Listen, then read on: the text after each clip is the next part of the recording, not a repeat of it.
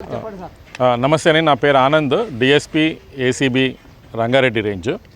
మాకు ఒక కంప్లైంట్ రావడం జరిగింది ఇక్కడ తాండూరు ఏరియా నుంచి. ఏమనంటే మా కంప్లైంట్కి ఒక సర్వే నెంబర్ 26లో ఒక ప్లాట్ ఉంది. ఆ ప్లాట్లో అతను ఒక షెడ్ వేసుకున్నాడు, టిన్ షెడ్ వేసుకున్న తర్వాత ఆ టిన్ షెడ్కి ఒక హౌస్ నెంబరు అలాట్ చేయమని చెప్పి రిక్వెస్ట్ చేస్తూ ఇక్కడ ఒక అప్లికేషన్ ఇవ్వడం జరిగింది.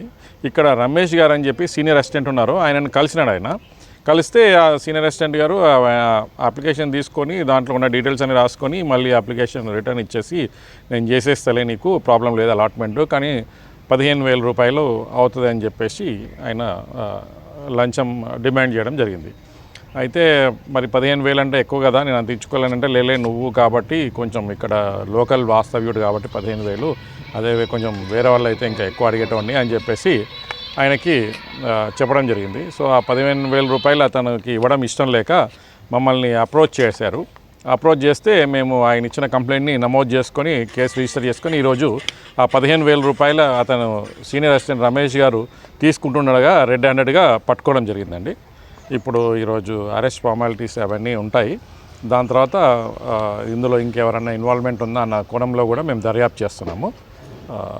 ఇప్పుడు ఈ విషయంలో ఎవరైనా కానీ డిమాండ్ చేస్తే, ఏదైనా గవర్నమెంట్ ఆఫీస్లో పనిచేసే వాళ్ళు ఎవరైనా కానీ చేయాల్సిన పనిని చేయనికి డబ్బులు డిమాండ్ చేస్తే 1064 టోల్ ఫ్రీ నెంబర్కి కాల్ చేసి మాకు కంప్లైంట్ చేయాల్సిందిగా కోరుతున్నాం.